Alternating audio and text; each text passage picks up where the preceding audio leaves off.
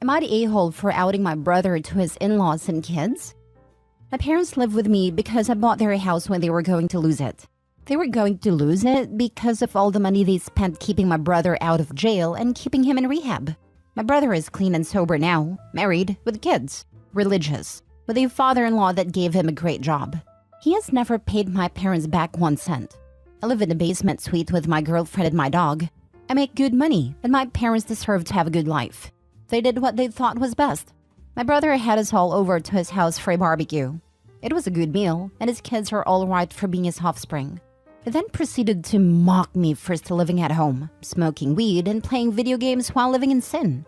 I told him to shut up and leave me out of whatever was going on. He said that he just knew I could be doing so much better if I applied myself and looked for guidance. I thanked him for the meal and my girlfriend and I went to leave. He yelled that he was just telling me what I needed to hear to motivate me. I got upset, so I said I was motivated. I said that I liked to smoke and to drink, but that I paid for it myself with money I earned from a job. I never stole from our parents to pay for drugs. I said that I lived on the basement of a house I own because I couldn't afford 2 houses, one for me and one for our parents. And that since they went into that to pay for his lawyers and rehab, I was subsidizing his life. I said that my college fund went up to his nose. I may be bitter. We left. I guess his wife, who knew everything, had never told her parents. My parents understand why I blew my top, but they think I should have kept it in until it was only family there. Now for the top comments. I think it was nice of you to refresh your brother's memory, since he basically insisted on you doing so. His past would have stayed there if he hadn't decided to call you out for taking care of the mess he made. Seriously, what did he possibly expect to gain by needling you? Not the a-hole. And sometimes you do have to react in the moment. Between the anger and the resentment, you know if you don't react, the person will do it again. How sad OP's brother has to talk him down in order to make himself feel like a man. And what BS had he fed his in-laws feel a need to degrade his sibling like this? It is not like OP failed to try biting his tongue and leaving. He did try that. Bro persisted and demanded a response. Most of these situations absolutely need to be handled in a moment. If it's okay for OP's brother to berate him in public, it's perfectly fine for him to respond in kind. Shame on the parents for still taking the brother aside after everything OP has done for them. Your brother has rewritten history in his head so that he's the better child. It allows him to hold himself up higher than everyone else, ignoring everything that you and your parents did, especially everything that you gave up. Honestly, the fact that you did such an amazing thing for your parents after they essentially forfeited your future for him and his drug habit speaks volumes about you. Your parents need to understand that keeping things in is what brought stuff to here.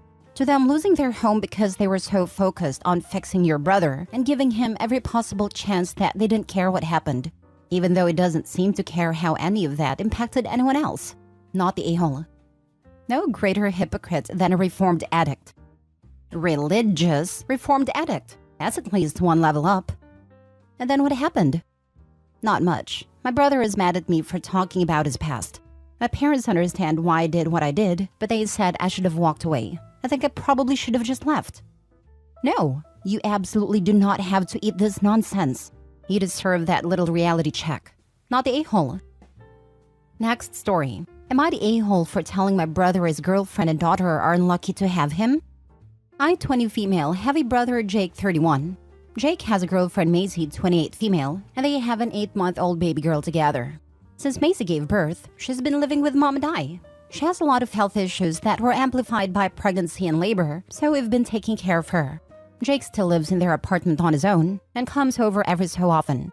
He is putting his all into work right now to progress his career. He is already doing quite well from what I can tell, and they are not financially struggling. He owns their apartment and can't afford to give them most things they desire, but he says he isn't where he wants to be with his career yet. Meanwhile, Macy is depressed and struggling physically too. She's on several medications and she barely leaves the house. My mom and I do 90% of the child care because Macy isn't in the state to be doing much, although she tries her best and feels very guilty for how much we've had to do to take care of my niece. My mom and I are happy to help, and Macy is kind of like a sister to me now.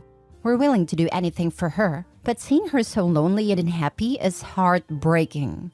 My brother came over last night to see his daughter for literally 20 minutes, then he stood up to leave. I followed him out and asked where he always is, and why he isn't here with his wife who is clearly struggling and taking care of his daughter. He said he works hard and is too tired to come all the way over here after work every day, so he just comes when he can. Bear in mind, it's a 30-minute drive from their apartment to my mom's house. I said one day his daughter won't even recognize him, and neither will his wife because he doesn't make the effort to be here. He said it isn't my business, and if I'm unhappy helping them with a baby, then I should just stop, and that no one is forcing me.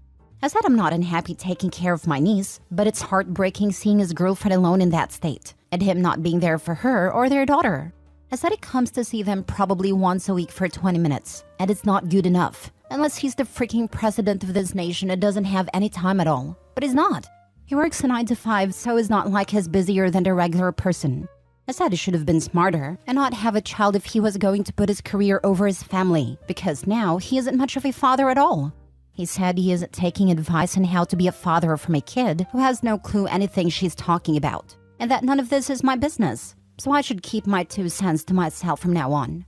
I said I don't have to be older or a parent to know he's a useless father, and that his wife and daughter are extremely unlucky to have a loser like him. I walked into the house before he could respond. I know I was mean, but I don't really regret it, and I don't think it was unwarranted. But my mom said although I was right, I took it too far and may have pushed my brother away. Am I the a-hole? Not the a-hole. Your brother is a deadbeat. Who wants to bet that bro will soon or already has a new girl to fool around with? I would bet my house that he has at least one side piece. Not the a-hole. He is quite literally being useless, for the most part, and they do sound unlucky to have him. They are living as if he's a nearly absent baby daddy paying child support. When I got near the end and read that he's only working 9 to 5, my jaw dropped. His girlfriend and your niece are lucky to have you and your mother. It's very thoughtful of you two to be helping so much. I'll be honest, a 30-minute drive twice a day can really put some wear and tear on a vehicle and cost a lot in gas, but to stay for only 20 minutes? And to only visit once a week? That's deadbeat behavior. He needed a reality check. He clearly doesn't want to be around any of you and wants to blame it on his piddly 9 to 5. I read this wondering why he doesn't stay the night once in a while or pick them up to stay at his apartment.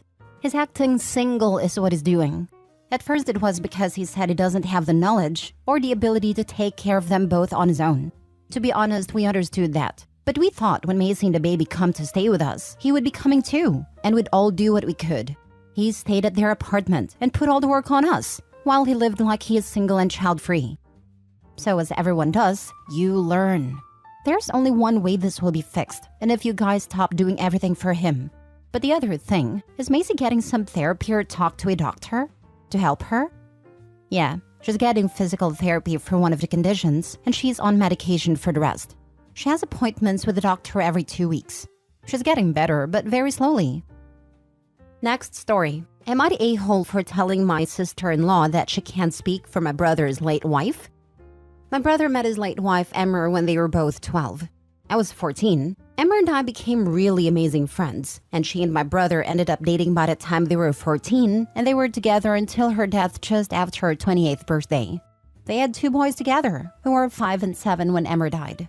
2 years after she died, my brother met his current wife, Laura. They dated for 2 years and got married 18 months ago. The boys are now 11 and 13, and they aren't really crazy about Laura. They are respectful, but she wants a more motherly relationship with them, and they are not interested in that with her. My brother was sort of upset about their lack of interest in a closer relationship with Laura, and we were talking about it recently. And I brought up our own complicated relationship with our dad and his second wife. The background there is my brother and I are both adoptees. Our mom was the woman who adopted us at our births with our dad. She died when we were 6 and 8. Our dad pushed for us to call his second wife Mom. His wife pushed for the same. The fact we were adopted was used as a reason why we should be able to accept his wife as our mom. Because we weren't biologically related to our mom, neither of us ever saw her as anything else. And Dad decided we should have no contact with each other if we didn't accept his wife and her kids as our mom and siblings.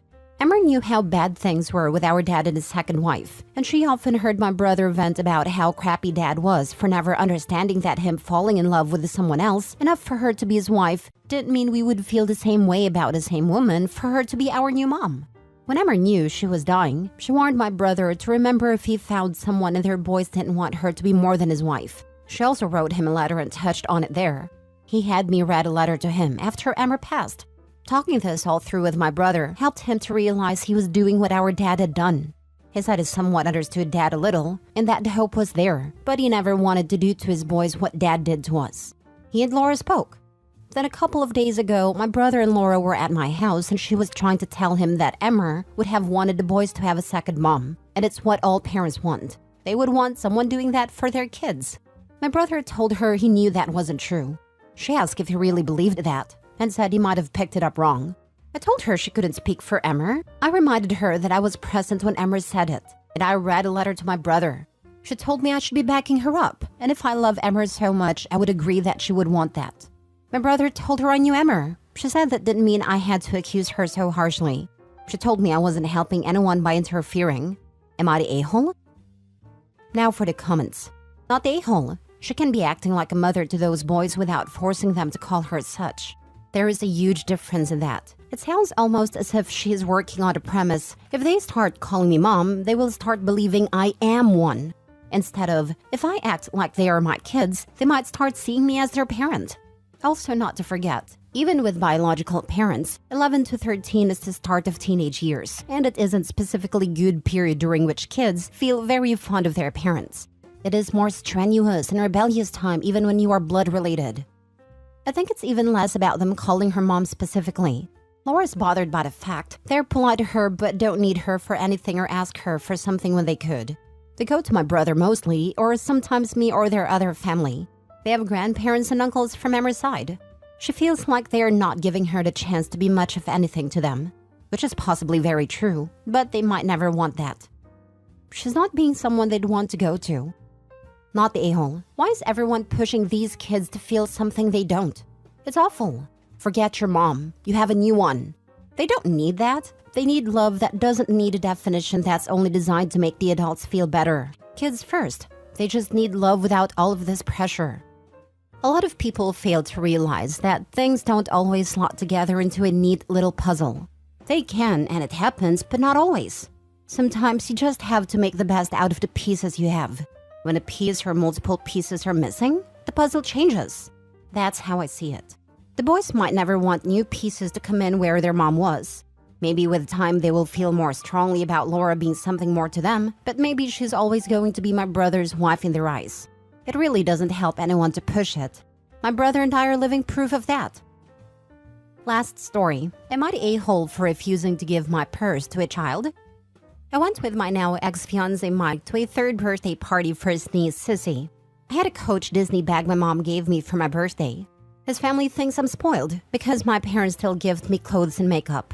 I constantly go out shopping with my 4 sisters and sister-in-law. My mom and dad normally pick up the bill and never expects anything. His family makes constant comments, especially his sister April. So Sissy saw my bag and wanted it for her birthday. I tried to explain it was my birthday gift from my mom. Later on, Sissy didn't like the princess Legos set I got her, and April got mad, saying I have money. It's not true. My parents gift me stuff, and I work in an entry-level job. Funds are tight for me, and my student loan payments are starting up again, so I really don't have extra income. April and then their mom started in on me like I should give Sissy the bag. I was so upset. I took off my engagement ring and handed it to Sissy, saying, "This is the only gift your family will ever receive from me again." I got an Uber and I left. Told my dad what happened while crying, and he picked me up at my apartment. Then told my ex I'm moving out over text. I guess his sister got his phone and texted me all sorts of things about how I can't afford to break the lease, and I told her my dad is going to pay for it if I move back in with him and mom. So now he's getting a half of the apartment and your daughter gets a shiny ring, and she should be thanking me. After that, my dad got movers, and because my parents got me most of the furniture, it's coming with me. My ex thinks I'm being childish and petty for taking what his family did on him. I told him he should have spoken up and stopped his sister and mom from demanding my purse. It's not like this is the first time his family acted like that, but it's the last time. Not the a-hole. Sissy is 3 and may have trouble understanding things, but it is her mom's job to make that explanation in an age-appropriate manner. You probably should have put her purse in your vehicle, where Sissy would have promptly forgot about it. Clearly, April hasn't prized Legos lately. April and her mom were so out of line. One wonders whether they were raised in a backwoods shack, far from normal human social conventions. Your then fiancé should have put an immediate stop to it. If he wasn't going to then, you can be sure he wasn't likely to in the future. Handing your ring to Sissy was a boss move though.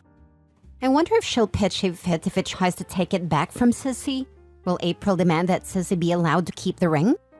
Not a-hole. So she thinks because her parents have money and like to spend that hard-earned cash on their kids, that it means her kid should be able to demand whatever she wants? And she thinks that makes you the spoiled one?